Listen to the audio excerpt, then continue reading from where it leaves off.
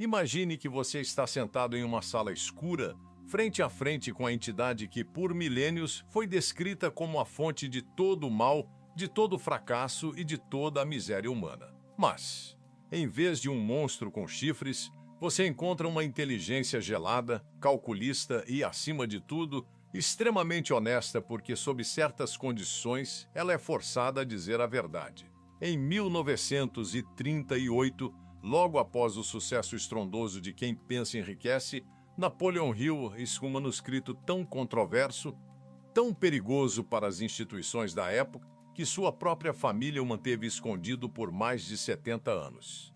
Eles temiam a reação da igreja e da sociedade.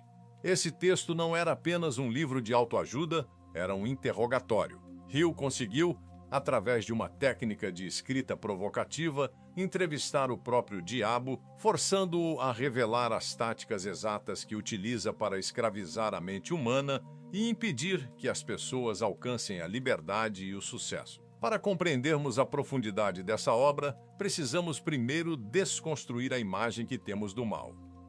O diabo de Hill não vive em um inferno de chamas subterrâneas. Ele vive nos medos, nas dúvidas e, principalmente, na falta de propósito das pessoas. Ele se define como uma energia negativa que ocupa a parte da mente que o ser humano não utiliza. O confronto começa quando Hill pergunta ao diabo como ele consegue controlar tantos indivíduos. A resposta é desconcertante. A principal arma do inimigo não é a tentação pecaminosa clássica, mas algo muito mais sutil e devastador chamado alienação. A alienação é o estado mental em que a pessoa para de pensar por si mesma.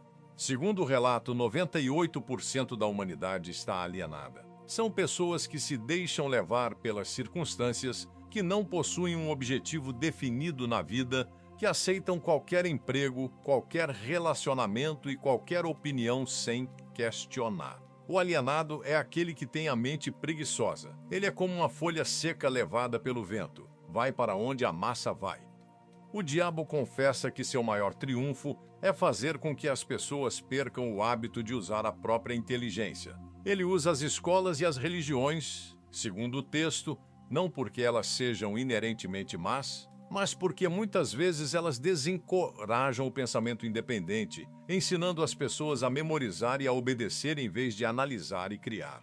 Essa manipulação começa cedo, através do medo, o medo da pobreza, do criticismo, da doença, da perda do amor, da velhice e o mais paralisante de todos, o medo da morte. Quando o ser humano permite que um desses medos se instale, ele abre uma brecha para que o ritmo da natureza faça o resto do trabalho. É aqui que entramos em um dos conceitos mais profundos e sombrios do livro, a lei do ritmo hipnótico.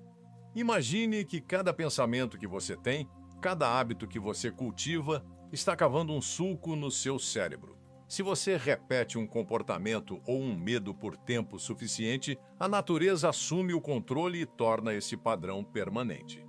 O ritmo hipnótico é a ferramenta que o diabo usa para solidificar a alienação. Se você é procrastinador hoje, amanhã e depois, o ritmo hipnótico fixa essa característica em você de tal forma que se torna quase impossível mudar. O mesmo vale para o fracasso. O fracasso não é um evento, é um hábito que foi selado pelo ritmo da natureza. O diabo ri da nossa ignorância, pois ele sabe que a maioria de nós está construindo as próprias grades da prisão mental através da repetição de pensamentos medíocres. Enquanto mergulhamos nessas revelações densas sobre como a mente humana é capturada, percebemos que o conhecimento é a única saída. Se você está gostando dessa análise profunda e quer entender como blindar sua mente contra essas armadilhas, aproveite este momento para se inscrever no canal.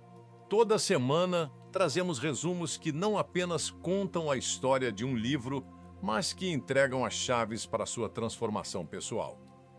Não perca a chance de continuar evoluindo com a gente. Dando continuidade ao nosso mergulho, Hill questiona o diabo sobre como quebrar esse ritmo hipnótico. A resposta reside na definição de propósito. Este é o antídoto supremo. Uma pessoa que sabe exatamente o que quer, que possui um plano para alcançar seus objetivos e que dedica cada fibra do seu ser a essa meta, torna-se imune à alienação. O diabo admite que não tem poder sobre quem pensa por conta própria. A clareza de intenção cria uma espécie de escudo magnético. Quando você decide ser o mestre dos seus destinos, você para de derivar e começa a navegar. Mas ter um propósito não é suficiente se você não entender a natureza da adversidade. O diabo revela algo fascinante. Ele usa o fracasso temporário para derrubar as pessoas, mas esse mesmo fracasso é, na verdade, uma bênção disfarçada para os que não são alienados. Para o homem que pensa, cada derrota traz consigo a semente de um benefício equivalente. O problema é que a maioria das pessoas desiste ao primeiro sinal de dificuldade, entregando-se ao controle do inimigo. O segredo dos grandes líderes e realizadores é que eles aprenderam a transmutar a dor e a derrota em combustível para a persistência. Além da definição de propósito, Hill extrai do diabo os 7 princípios fundamentais para a liberdade espiritual, mental e física. O primeiro, como vimos, é a clareza de objetivo. O segundo é o autodomínio. Se você não controla seus apetites, suas emoções e sua língua, você se torna um escravo dos seus impulsos. O terceiro é aprender com a adversidade. O quarto é o controle da influência ambiental. O diabo confessa que as pessoas com quem você convive e os lugares que frequenta moldam seus pensamentos mais do que você imagina. Se você anda com alienados, o ritmo hipnótico deles acabará por te absorver. O quinto princípio é o tempo. O tempo é o mestre que dá maturidade ao pensamento positivo e que fixa os hábitos. Ele pode trabalhar a seu favor, consolidando sua sabedoria, ou contra você, enterrando-o na alienação. O sexto é a harmonia. Para prosperar, você deve estar em equilíbrio com as leis da natureza e com as pessoas ao seu redor. E por fim, o sétimo princípio é a precaução, a capacidade de planejar antes de agir, evitando o otimismo cego e a pressa imprudente, que são portas abertas para o erro. Uma das partes mais impactantes da obra é quando o diabo discute a educação. Ele afirma preferir que as crianças sejam ensinadas a acreditar e a aceitar, em vez de serem ensinadas a usar a mente. Ele quer que as pessoas se tornem cópias umas das outras. Quando Hill o confronta sobre como reverter isso, o diabo é forçado a admitir que o pensamento crítico é a única coisa que ele realmente teme. O pensamento crítico é o que desintegra o ritmo hipnótico negativo. Quando você começa a questionar o motivo de acreditar em algo, se determinado medo é real ou se um objetivo é seu ou da sociedade, você começa a recuperar o território da sua mente que havia sido cedido.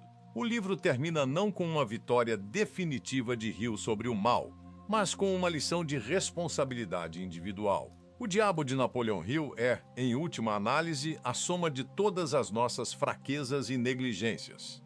Ele existe onde falta a luz da razão e a força da vontade.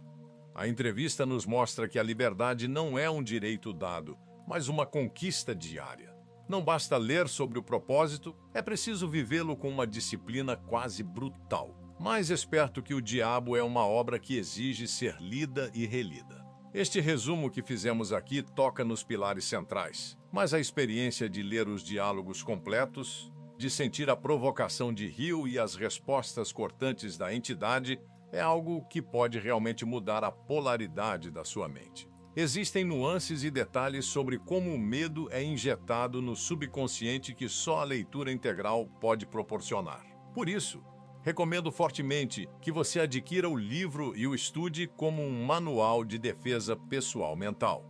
O link para você garantir o seu exemplar de Mais Esperto que o Diabo está logo abaixo, na descrição deste vídeo. Ao comprar pelo link, você também ajuda o canal a continuar produzindo conteúdos de alto valor como este. Lembre-se que o ritmo hipnótico da vida está girando agora mesmo. Ou ele está te levando em direção ao sucesso que você define, ou está te arrastando para a alienação da massa. A diferença entre ser a presa ou o mestre está na sua capacidade de pensar por si mesmo e agir com um propósito inabalável. Não deixe que o diabo da procrastinação vença hoje. Tome as rédeas da sua mente e comece a sua jornada de libertação agora mesmo.